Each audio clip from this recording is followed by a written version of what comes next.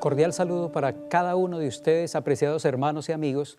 Es un placer y un privilegio poder dedicar este tiempo precioso para estudiar la palabra de Dios y seguir profundizando y conociendo sobre la historia de la disidencia en nuestra iglesia. Por eso les voy a pedir que inclinemos el rostro para orar y que Dios guíe nuestras mentes en el estudio de su palabra. Oremos. Padre misericordioso, estamos aquí para reconocerte como nuestro único Dios, para reconocerte también como nuestro Creador, como nuestro sustentador y para reconocerte como nuestro único y suficiente Salvador. Gracias por tu palabra, porque en ella podemos encontrar instrucción y una guía segura para transitar el camino hacia el reino de los cielos. Gracias por tu compañía y tu dirección en el nombre de Cristo Jesús. Amén. Muy bien, quisiera invitarles para que me acompañen a buscar en sus Biblias la segunda carta del apóstol San Juan. Segunda carta del apóstol San Juan, que es solamente un capítulo, una de las cartas universales más breves que tenemos en las Sagradas Escrituras. Vamos a leer de esa carta los versículos 7 en adelante. Segunda carta del apóstol San Juan, y vamos a leer los versículos 7 en adelante. Porque muchos engañadores han salido por el mundo. San Juan es consciente que vivimos en medio de engañadores, que vivimos en medio de herejías y de grandes disidencias. Por eso declara él que muchos engañadores han salido por el mundo, que no confiesan que Jesucristo ha venido en carne. Quien esto hace es el engañador y el anticristo. Mirad por vosotros mismos para que no perdáis el fruto de vuestro trabajo, sino que recibáis galardón completo. Cualquiera que se extravía y no persevera en la doctrina de Cristo, no tiene a Dios. El que persevera en la doctrina de Cristo, ese sí tiene al Padre y al Hijo, dice el apóstol San Juan. Si alguno viene a vosotros y no trae esta doctrina, no lo recibáis en casa, ni le digáis bienvenido, porque el que le dice bienvenido participa en sus malas obras. Hay aquí varias lecciones importantes que nos enseña el apóstol. En primer lugar, él nos desafía a perseverar en la doctrina verdadera para que podamos nosotros entonces obtener el fruto de nuestro trabajo, podamos obtener el galardón que Dios quiere otorgarnos a todos los que perseveremos en la doctrina. Eso quiere decir permanecer en ella, porque es muy fácil entrar, asimilar y aceptar la doctrina verdadera, pero después de un tiempo, como dice el apóstol, extraviarnos del camino correcto para entrar en ideas disidentes. Cualquiera, pues, dice él, que se extravía y no persevera en la doctrina de Cristo, no tiene a Dios. Pero el que persevera en la doctrina de Cristo, el que permanece en la verdad, ese tiene al Padre y al Hijo. Y después el apóstol San Juan da algunas recomendaciones de cómo tratar con el espíritu de la disidencia. Y esas recomendaciones pueden sonar un poco fuertes, pero a veces este espíritu de disidencia no se puede tratar suavemente, con pañitos de agua tibia, pero tiene que ser enfrentado como enfrentó alguna vez la sierva de Dios al doctor Kellogg lo enfrentó para poder eliminar de la iglesia ese tipo de disidencia. Por esa razón dice el apóstol San Juan: si alguno viene a vosotros y no trae esta doctrina, la doctrina de Dios, la doctrina de la verdad, no lo recibáis en casa ni le digáis bienvenido. Casi que el apóstol San Juan está diciendo que deberíamos rechazar abiertamente ese tipo de espíritu disidente. Y declara también: porque el que le dice bienvenido a la disidencia, quien le dice bienvenido al instrumento disidente de la iglesia, entonces está participando también de ese mismo espíritu, está participando también de sus obras. Así que, mis hermanos, muchos engañadores han salido por el mundo para introducir en la iglesia ese tremendo espíritu de error, ese espíritu de disidencia.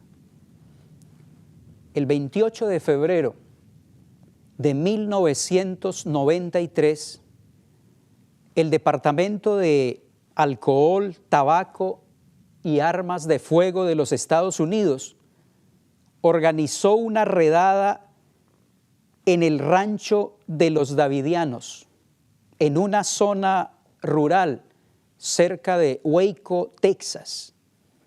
La redada fue llevada a cabo debido a la supuesta presencia legal de armas en esa propiedad, dando como resultado la muerte de 4 agentes y 5 integrantes de la secta de los Davidianos.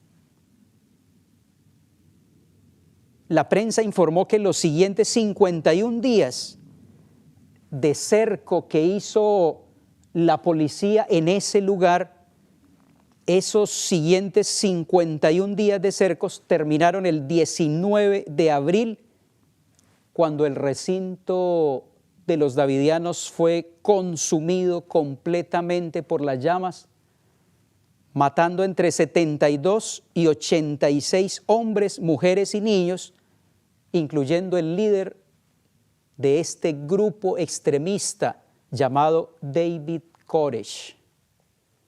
Un periódico de Texas había investigado informes según los cuales este líder, Koresh, había abusado de niños en el rancho y estaba en proceso de publicar una serie de alegatos.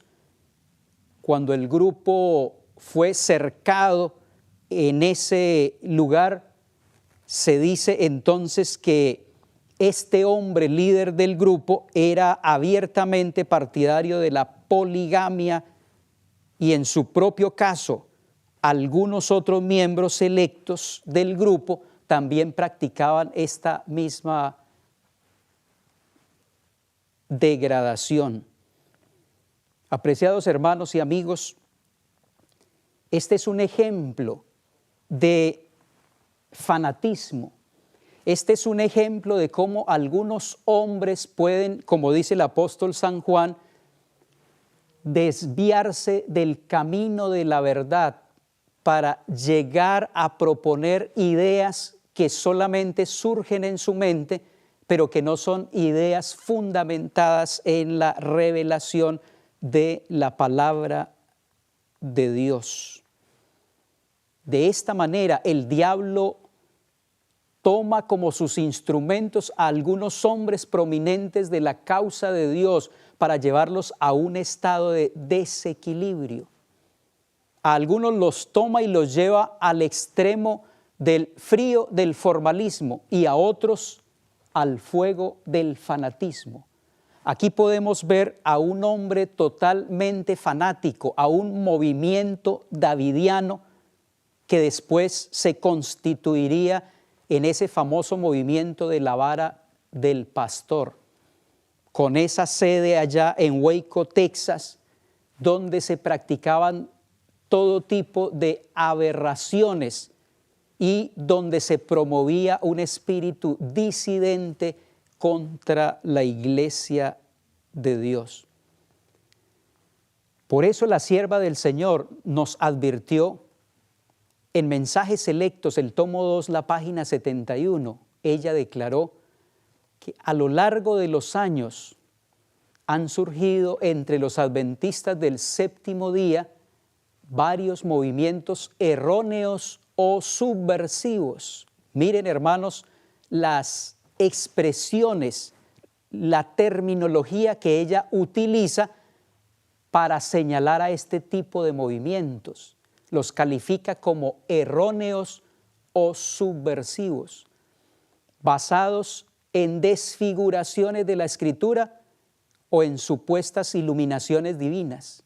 Por lo general, estrechamente relacionado con la supuesta nueva luz, había un mensaje de condenación para la iglesia y también un mensaje de condenación para sus dirigentes, y con frecuencia se establecía una fecha para el cumplimiento de una profecía.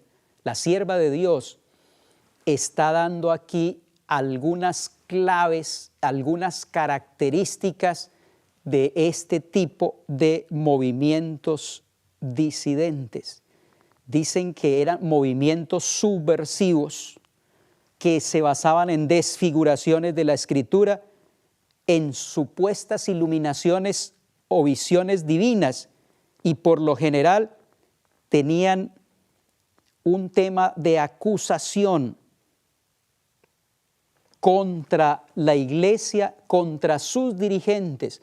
Proponían tener una nueva luz y establecían finalmente una fecha para el cumplimiento de alguna de estas profecías. Son características del movimiento disidente. Dice ella que normalmente estos movimientos disidentes pretenden traer una nueva luz. Pero ¿cuál debería ser nuestra actitud como miembros de la Iglesia Adventista del Séptimo Día cuando se levanta un hermano en el seno de la iglesia o una hermana pretendiendo que Dios le ha dado un mensaje y que esa nueva luz debe ser aceptada por la iglesia? ¿Cuál debería ser nuestra actitud? Hemos sido instruidos también por la palabra de Dios al respecto. Cuando un hombre o una mujer se levantan con esa pretensión, con esa supuesta pretensión de una nueva luz, la actitud correcta de la iglesia, paso número 1, sería escuchar respetuosamente el mensaje que ese hombre o esa mujer trae para la iglesia. Porque nosotros creemos que la verdad de Dios es progresiva y que Dios se puede revelar para cualquiera de nosotros que estemos en comunión con Él. Si un hombre o una mujer trae nueva luz y esa luz viene de Dios, nosotros debemos aceptarla. La pregunta es, ¿cómo sabemos que esa luz nueva proviene de Dios?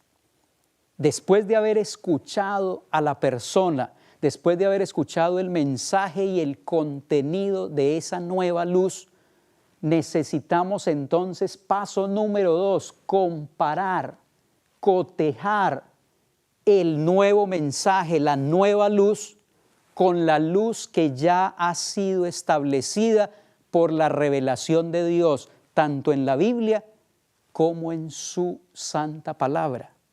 Necesitamos comparar para ver si hay armonía, porque en Dios no hay ningún espíritu de confusión.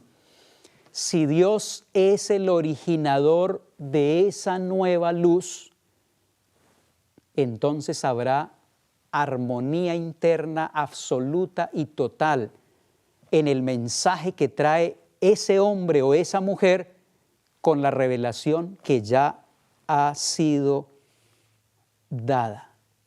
Es decir, habrá armonía entre la nueva luz y la luz que ha sido establecida por la revelación de Dios. El problema con el espíritu de la disidencia en el contexto de la nueva luz es que generalmente cuando escuchamos a ese hombre o a esa mujer que traen una nueva revelación de parte de Dios, nos encontramos que esa revelación contradice abiertamente lo que ya ha sido establecido por el Señor en la Biblia y en el espíritu de profecía. El concepto de nueva luz que maneja la Biblia, el concepto de nueva luz que maneja la revelación, es que esa nueva luz va a desarrollar o va a ser edificada sobre la luz, sobre los hitos que ya han sido establecidos. No los elimina, sino que la nueva luz tiene el propósito de ampliar la luz que ya ha sido establecida. Ejemplo, los primeros años de nuestra Iglesia Adventista del Séptimo Día fuimos creciendo en relación con nueva luz con respecto al mandamiento del sábado. Sabíamos, teníamos la luz, el fundamento del cuarto mandamiento. Acuérdate del día sábado para santificarlo. Esa es la luz que teníamos. Pero a medida que fue transcurriendo el tiempo, nuestros hermanos discutían si guardar el sábado de puesta a puesta de sol o guardarlo de 6 a 6 de la tarde, como en algunas latitudes que se pone el sol a esa hora. Pues Elena G. de White fue instruida por el Señor para corregir la posición de que el sábado debe guardarse de 6 de la tarde a 6 de la tarde. En algunas latitudes del mundo los hermanos habían asumido eso como una luz especial, pero Dios le mostró a Elena G. de White que esa posición debía ser corregida y con respecto al sábado se estableció que debería ser guardado de puesta a puesta del sol. Con respecto a la doctrina del santuario, igualmente recibimos nueva luz. Nuestros hermanos del movimiento milerita, por ejemplo, en 1844, ellos pensaban que el santuario que debía ser purificado no era el santuario celestial, sino esta tierra. Pero el Señor dio nueva luz de que el santuario que iba a ser purificado no sería esta tierra, sino el santuario celestial. Y fue cuando ellos vieron la nueva luz que se encuentra registrada en Apocalipsis 11:19, que dice, y el templo de Dios fue abierto en el cielo. Hay un templo en el cielo, hay una nueva luz. Es decir, el concepto de la nueva luz no viene para eliminar la que ya está, el fundamento de la que se ha establecido, pero el concepto de la nueva luz viene para ampliar esa verdad que ya ha sido establecida y que nosotros tenemos. Apreciados hermanos, Víctor Hutef nació en Bulgaria el 2 de marzo de 1886. Uno de los hombres que conoció la Iglesia Adventista la aceptó, pero después fue tomado por un espíritu disidente y empezó a introducir falsas doctrinas y falsas teorías dentro de la iglesia. Este hombre de Bulgaria se bautizó en nuestra iglesia en el año 1919 en el estado de Illinois. Trabajó en nuestra iglesia desde el año 1925 hasta el año 1930 como uno de los líderes de la obra de la escuela sabática. Desde el año 1930 hasta el año 1934, él empezó a introducir sus falsas doctrinas, sus herejías y su espíritu disidente fuertemente en nuestra iglesia. Durante esos 5 años, Desde el año 1930 hasta el año 1934, la iglesia hizo el trabajo que debía hacer cuando aparece un hombre o una mujer con un espíritu disidente en ella. Sentarse con él para escuchar sus nuevas doctrinas, supuestas nuevas doctrinas. Sentarse con él para escuchar con claridad cuáles son sus nuevas propuestas y la nueva luz que Dios le ha revelado. Cuando los dirigentes de nuestra iglesia en el siglo XX cotejaron y compararon la luz de Víctor Jutef con la revelación que Dios nos ha dado, encontraron muchos puntos en discordia. Por esa razón se tomó la determinación de retirar la feligresía de Víctor Jutef de la Iglesia Adventista del Séptimo Día. De inmediato este hombre tomó la firme determinación de crear una nueva congregación, de crear una nueva iglesia, y fue entonces cuando se trasladó con algunos de sus seguidores a Waco, Texas, donde construyó el centro del Monte Carmelo, desde donde él dirigiría entonces esa nueva organización. Así que cuando en 1993 ocurrió esa gran tragedia en los Estados Unidos, en Waco, Texas, ya se había sembrado ese espíritu de disidencia desde el año 1935, y era ese el lugar donde se había establecido el movimiento davidiano. Así que, hermanos y amigos, el hermano Jutef decidió entonces crear su propia iglesia y su propia congregación. Transcurrió un tiempo, el proceso duró hasta el año 1942. En el año 1942 fue reconocida esta nueva iglesia por el gobierno de los Estados Unidos, la vara del pastor, el movimiento davidiano. Este hombre rechazó entonces abiertamente la autoridad de la iglesia y se proclamó él como un profeta del nuevo movimiento de la vara del pastor.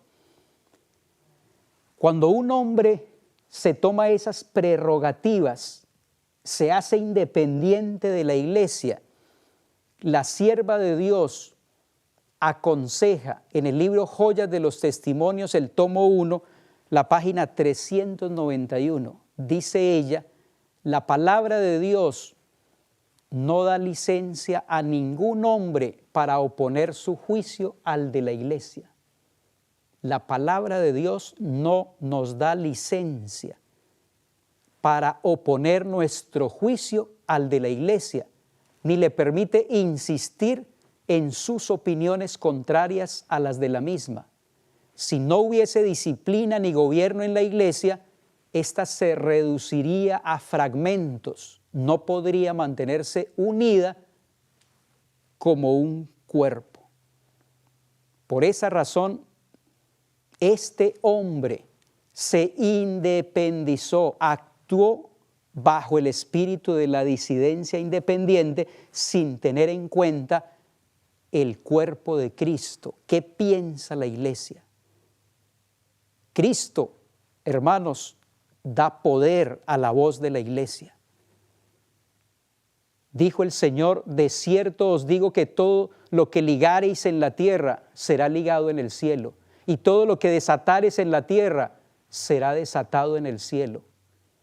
El Señor no sanciona la actuación de un hombre que inicie algo por su propia responsabilidad individual y abogue por las opiniones que elija sin tener en cuenta el juicio de la iglesia. Dios ha concedido a su iglesia el más alto poder debajo del cielo. Es la voz de Dios en su pueblo unido como iglesia lo que ha de ser respetado.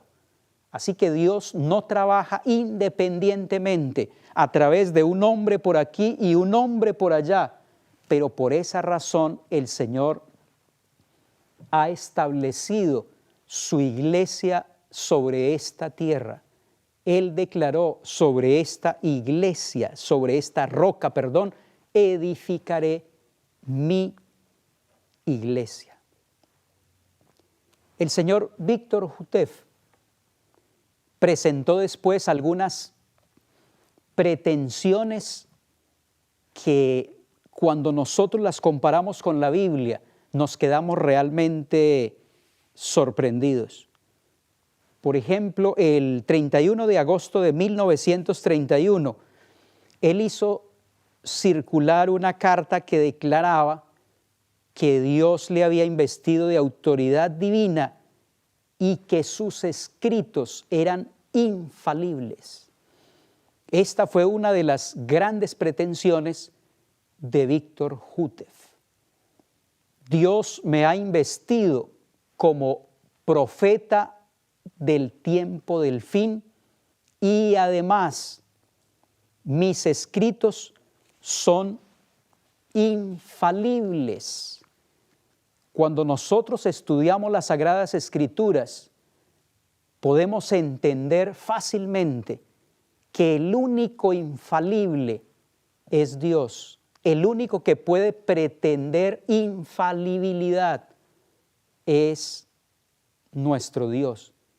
Ni siquiera la sierva de Dios pretendió ser infalible. Dice ella en Mensajes Selectos, el tomo 1, la página 42. Acerca de la infalibilidad, nunca pretendí tenerla. Solo Dios es infalible. Solo Dios es infalible, pero el señor Víctor Jutef declara que en sus escritos hay infalibilidad. Aparecerán, dice la sierva del Señor, muchas cosas que pretenden ser revelaciones de Dios, pero que son producto de la imaginación de mentes fatuas y engañadas. No les creáis, porque conducen a sendas falsas. Dios no ha enviado a este tipo de hombres. Otra de las grandes pretensiones de Víctor Jutef, además de su infalibilidad, tiene que ver también con el profeta Elías. En sus escritos de la vara, en sus escritos del código simbólico, como se llamaban, Víctor Jutef pretende que él es el Elías que había de venir, el Elías que estaba profetizado en el libro de Malaquías, el capítulo 4 y el versículo 5. Vamos a leer este texto que es bien interesante del Antiguo Testamento, el último libro, Malaquías, el capítulo 4 y el versículo 5, dice la palabra de Dios. He aquí, yo os envío el profeta Elías antes que venga el día de Jehová grande y terrible. La vara del pastor, el movimiento davidiano, toma este texto y lo aplica a Víctor Jutef como el Elías que habría de venir, diciendo ellos que este texto puede tener una doble aplicación. Pero cuando nosotros vamos a la palabra de Dios, al Evangelio de San Mateo, de los mismos labios de nuestro Señor Jesucristo, nosotros podemos encontrar la explicación. Mateo, el capítulo 11, los versículos 13 y 14. El Señor Jesucristo explicó quién era ese Elías que habría de venir. Dice Mateo, el capítulo 11, el verso 13 y 14. Porque todos los profetas y la ley profetizaron hasta Juan. Y si queréis recibirlo, él es aquel Elías que había de venir. Por eso decimos que es una pretensión grande la de Víctor Hútef, que se autoproclama como el Elías que habría de venir, cuando nuestro Señor Jesucristo explicó claramente en el Evangelio de Mateo que el Elías que estaba profetizado en Malaquías era ese gran profeta Juan el Bautista. Además de la infalibilidad y además de la pretensión de ser el Elías que habría de venir, en los escritos de la vara, Víctor Hútef también pretende ser el ángel, el tercer ángel de Apocalipsis 14. Dicen los escritos de Hútef que él vendría para darle fuerza a los primeros dos mensajes. Hablamos del mensaje del tercer ángel y él se autoproclama como el tercer mensajero. Él tendría para el mundo la amonestación final a través del mensaje del tercer ángel. Pero nosotros los adventistas creemos diferente. Como dice el comentario bíblico adventista, el tomo 7 y la página 841, los ángeles de Apocalipsis 14 del 1 al 6 representan a los santos de Dios ocupados en la tarea de proclamar el Evangelio eterno. No se refiere a un solo individuo, no se refiere a un solo hombre, pero Dios trabaja a través de su iglesia, una congregación, un grupo que Él utiliza para predicar el Evangelio al mundo entero.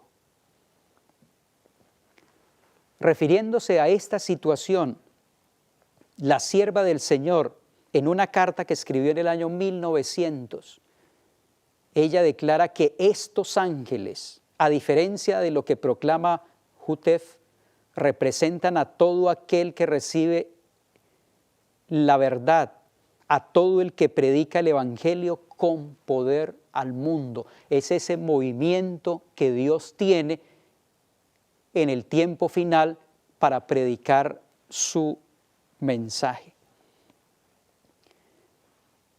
Satanás le escribió Elena G. de White a un hombre que tenía las mismas pretensiones de Hútef. Satanás ha logrado hacerle creer que usted ha sido elegido por Dios para desempeñar una parte especial como una persona destacada en relación con el mensaje del tercer ángel. Al ser proclamado con poder, pero usted no está en armonía con Dios, le escribió la sierva del Señor. Y Dios no puede contribuir a propagar el error. Usted piensa que es superior a la luz que Dios ha hecho brillar sobre la iglesia. ¿Quién lo ha colocado a usted en el sitial de juez para condenar a otros? No ha sido Dios, sino usted mismo. Dice el libro Mensajes Selectos, el tomo 2, la página 95.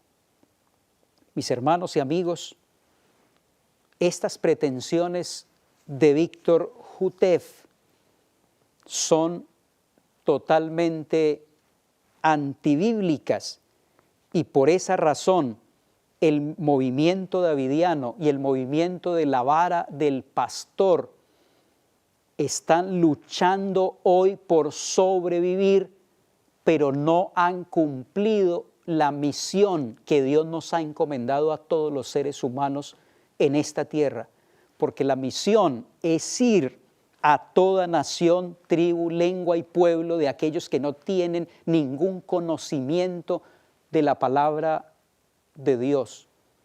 Pero el movimiento de la vara del pastor no trabaja por aquellos que se encuentran en las tinieblas y en la ignorancia acerca del Evangelio, sino que el movimiento trabaja dentro de la iglesia entorpeciendo el buen desarrollo y el funcionamiento de la causa de Dios.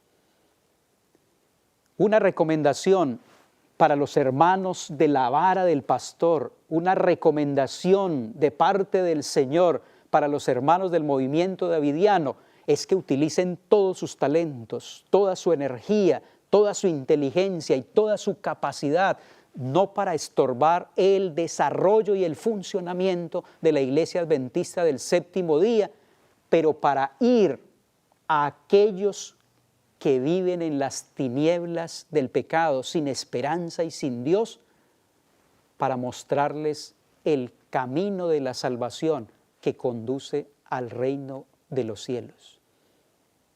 La sierva del Señor nos amonesta diciendo que nadie intente derribar los fundamentos de nuestra fe. Esos fundamentos fueron colocados en el principio de nuestra obra para el estudio de la palabra acompañada de oración y por las revelaciones. Los hombres pueden suponer que han encontrado un camino nuevo, como hizo el señor Jutef, y que pueden colocar un fundamento más sólido que el que se colocó, pero es un grave engaño. Ningún hombre puede colocar otro fundamento que el que ya existe. No podemos cambiar ese fundamento que ha sido establecido por Dios en la revelación. Otro aspecto importante en el movimiento davidiano y la vara del pastor, además de las pretensiones de su líder, es que este movimiento hizo algunas profecías que no se cumplieron. Y esa es una de las características, dice Elena G. de White, de los movimientos disidentes. Son movimientos que empiezan a colocar fechas para el cumplimiento de algunas profecías y de esa manera, cuando las profecías no se cumplen, arrojan oprobio sobre la palabra y la obra de Dios. Por ejemplo, la vara del pastor profetizó en 1955 que 3 años y medio después el señor Víctor Jutef resucitaría para ser establecido como líder en el reino terrenal. Murió el señor Víctor Jutef en el año 1955 y la vara del pastor profetizó que 3 años y medio después él resucitaría para dirigir el reino de Dios desde Israel. Esta profecía, por supuesto, hermanos y amigos, que no se cumplió, aunque muchos de sus seguidores partieron hacia Texas esperando la resurrección de Jutef, pero abandonaron sus esperanzas cuando en el año 1958 y esperaron hasta el año 1959, Jutef no resucitó. Establecer fechas después del año de 1844 es una prohibición bíblica. La palabra de Dios en el libro de Apocalipsis, el capítulo 10, dice, hablando de los tiempos proféticos, que el tiempo no será más. Después del año 1844 no tenemos períodos proféticos exactos. Por esa razón no podemos presentar fechas para profecías porque estamos yendo contra la verdad. La sierva del Señor nos advierte con respecto a esto y ella dice, hay 1000 tentaciones disfrazadas y preparadas para aquellos que tienen la luz de la verdad. Y la única seguridad para cualquiera de nosotros consiste en no recibir ninguna doctrina, ninguna nueva interpretación de las Escrituras que no esté en armonía con la palabra de Dios. Y advirtiendo ella sobre los individuos en la iglesia que se levantan para colocar fechas proféticas después de 1844, en el libro Testimonios para los Ministros, la página 55, ella declara: desconfíen todos nuestros hermanos y hermanas de cualquiera que quisiera fijar una fecha en que el Señor ha de cumplir su palabra con respecto a su venida o con respecto a cualquier otra promesa. Desconfiemos de cualquiera que se levanta para colocar fechas con respecto a la segunda venida de Cristo o con respecto a cualquier otra promesa de la palabra de Dios. El señor Víctor Houteff presentó también una profecía en sus escritos colocando la fecha del año 1929. Dijo él que en esa fecha Dios empezaría el sellamiento de los 144,000. Estaba él desoyendo la palabra de Dios que advertía que después de 1844 no podemos tomarnos la licencia para colocar fechas específicas con respecto a alguna promesa o alguna profecía de la palabra de Dios.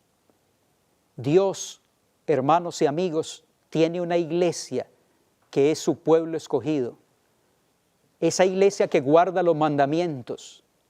Él no está conduciendo ramas extraviadas, uno aquí y otro allá, sino que Dios está dirigiendo a un pueblo, a una iglesia.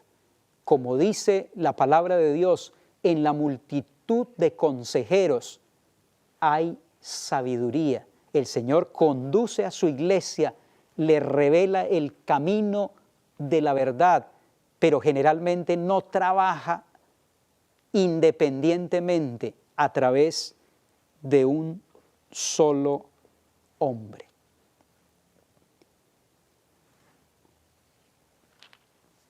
Otro aspecto en el movimiento davidiano acerca de Víctor Houteff es que este hombre prohibió a sus seguidores que colocaran los diezmos y las ofrendas en la tesorería del Señor, pero los convenció para que ellos desconfiaran de la iglesia como tal, tomaran sus diezmos y sus ofrendas y los entregaran directamente a Él.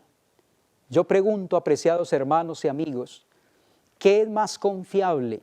¿Llevar nuestros diezmos que le pertenecen al Señor y nuestras ofrendas voluntariamente a un solo hombre que no sabemos cómo Él solo los va a administrar, o llevarlos a una organización, a una tesorería organizada donde hay varios ancianos veedores, donde hay varios pastores que pueden administrar esos recursos? Creo que es más confiable colocar en una tesorería organizada donde hay varias personas administrando que entregar nuestros diezmos y nuestras ofrendas en las manos y en el bolsillo de un solo hombre que no sabemos qué uso dará a esos recursos que le pertenecen al Señor. También con respecto a esto nos advirtió la sierva de Dios. En el libro Testimonios para la Iglesia, el tomo 9, la página 249, ella declaró: algunos que han estado insatisfechos han dicho, no voy a pagar más mi diezmo porque no tengo confianza en la forma como se maneja. Pero ¿robará a Dios el hombre solo porque cree que el manejo de la obra no se hace apropiadamente? presentad vuestras quejas abiertamente con el espíritu correcto a las personas indicadas, pero no os apartéis de la obra del Señor, porque otros no hacen las cosas correctas. Muy interesante esta declaración de la sierva de Dios. Dice que algunos han estado insatisfechos, algunos han estado intranquilos por la forma en que se administran los diezmos y los recursos en la iglesia. Y algunos hermanos han tomado la determinación de no llevar más los diezmos y las ofrendas a la tesorería del Señor, pero han decidido desviarlos y emplearlos a su propio gusto. La sierva del Señor dice, no hagáis tal cosa. ¿Cuál debería ser la actitud correcta de un adventista del séptimo día que tiene dudas con respecto a los manejos de las finanzas y los recursos en la iglesia? Pues la sierva del Señor nos acaba de orientar y nos dice que si tenemos alguna duda, que si tenemos alguna inseguridad con respecto a esos manejos, pues vayamos a las personas indicadas y expongamos nuestro caso de la manera correcta. Exponer nuestras inquietudes, nosotros lo podemos hacer, pero además de eso, hermanos y amigos, recordemos que nuestro pacto no es con los administradores de la iglesia, pero nuestro pacto al devolver los diezmos y las ofrendas es un pacto directamente con Dios. Si nosotros somos fieles en colocar en la tesorería los diezmos y las ofrendas, el Señor, que es fiel, recompensará también a aquellos que son fieles. Si los administradores no proyectan bien los recursos del Señor, ellos tendrán que dar cuenta delante de Dios. Pero recordemos, hermanos y amigos, que nada justifica el desviar los diezmos y las ofrendas de la tesorería del Señor, porque nuestro pacto es directamente con Dios. Hay algunas otras malas interpretaciones del movimiento de la vara del pastor. Y una de esas malas interpretaciones que no compartimos los adventistas del séptimo día, pero que no comparte la Biblia, la revelación de Dios, es con respecto a las vírgenes que presenta el Evangelio de Mateo en el capítulo 25. Según la vara, dice que la venida del esposo en la parábola de las 10 vírgenes que conocemos nosotros en el Evangelio de Mateo no representa la segunda venida de Cristo, sino el sellamiento de los 144,000 antes de que termine la gracia. La venida del esposo que esperaban las vírgenes, tanto insensatas como sensatas, esa venida del esposo, dicen ellos, no representa la segunda venida de Cristo, sino el sellamiento de los 144,000 antes de que termine la gracia. Pero cuando nosotros vamos al contexto bíblico, la Biblia es diáfana, es categórica en señalar que esa venida del esposo representa la segunda venida de Cristo. Así lo enseña el espíritu de profecía en el libro Palabras de Vida del Gran Maestro, la página 339 y 340. Las 10 vírgenes están esperando en el atardecer de la historia de esta tierra. Aparentemente, todas esperan la aparición de Cristo, pero 5 no están listas. En el día final, muchos pretenderán ser admitidos en el reino de Cristo, pero la respuesta será: no os conozco, apartaos de mí. como podemos apreciar, la revelación del Señor, el espíritu de profecía, nos indica que la venida del esposo no es otra cosa que la segunda venida de Cristo y no el sellamiento de los 144,000. En ese mismo libro, la página 341, dice: la venida del esposo ocurrió a la medianoche, es decir, en la hora más oscura. De la misma manera, la venida de Cristo ha de acontecer en el período más oscuro de la historia de esta tierra. La sierva de Dios no habla aquí del sellamiento de los 144,000 como hace el señor Jutef, pero la sierva del Señor indica claramente que la venida del esposo no es otra cosa que ese gran acontecimiento de la segunda venida de nuestro Señor. Otra de las desviaciones de la vara y del movimiento de los davidianos es que pretenden que en esta tierra, aún antes del proceso de la glorificación, la iglesia debe convertirse en una iglesia totalmente perfecta. Jutef, en su libro La Vara, el volumen 2, la página 264, enseña que literalmente la iglesia tendrá que encontrarse pura y perfecta antes de que termine el tiempo de gracia. Si la iglesia se encuentra pura y perfecta antes de que termine el tiempo de gracia, cuando Cristo viene en las nubes del cielo, el apóstol San Pablo dice que cuando Él aparezca, esto corruptible será vestido de incorrupción.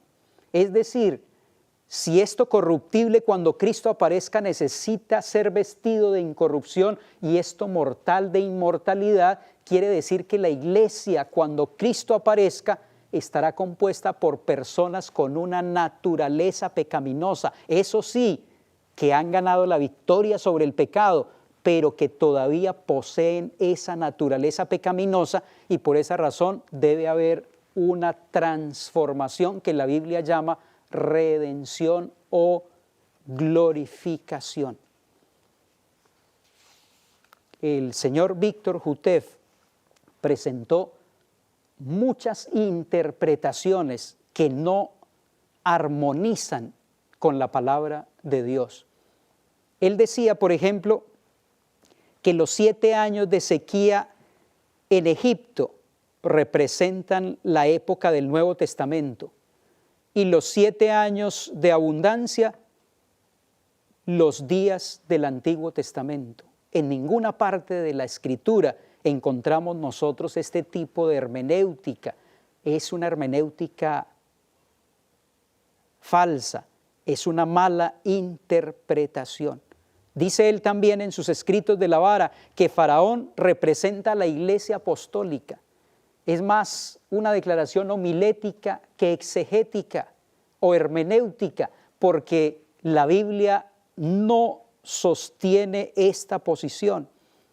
Dice también en sus escritos de la vara que Jacob representa a Jaime White, el esposo de la hermana White, en la página 75 de su libro, pero no encontramos nosotros apoyo para esta posición. Declara también que el nuevo faraón representa a los líderes de la iglesia adventista del séptimo día y que la tierra de Gosén en Egipto representa a los Estados Unidos de Norteamérica.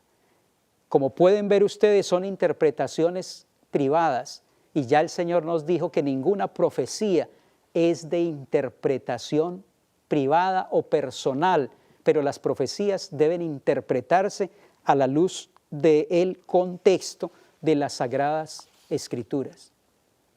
Declaró también el señor Jutef que uno de los temas principales de la Biblia,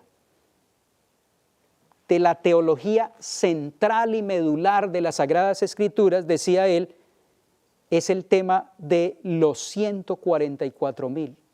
En su libro de la vara, en la página 59 y 60, Él dice, los 144,000 es el mensaje de la hora final.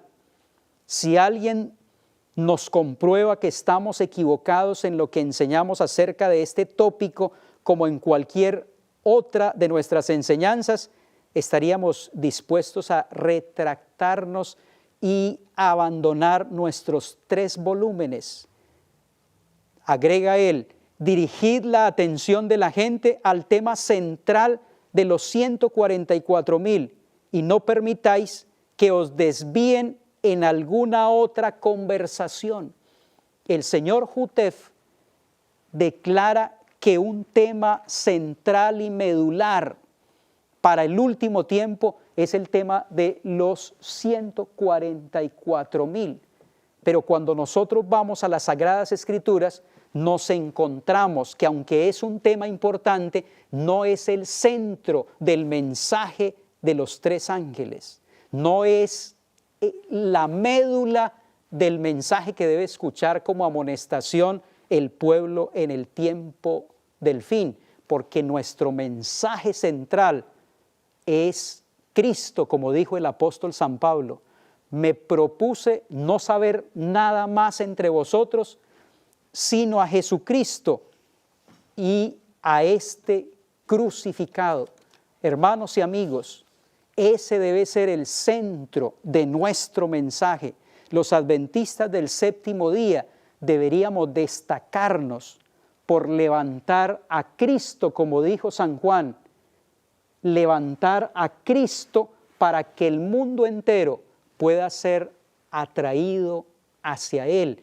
Ese es el mensaje del tercer ángel. Cristo crucificado, Cristo resucitado, Cristo ascendido, ministrando en el santuario celestial en nuestro favor, Cristo regresando por segunda vez a esta tierra para poner punto final a la muerte, al pecado, al dolor, a la injusticia.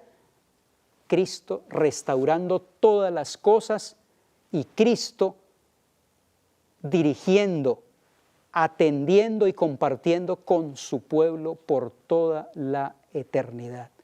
Que nuestra experiencia como miembros de esta iglesia sea la experiencia cristocéntrica del apóstol San Pablo y podamos entonces compartir con otros a Cristo Jesús, porque en ningún otro hay salvación, porque no hay otro nombre bajo el cielo dado a los hombres en que podamos ser salvos. Que Dios les bendiga.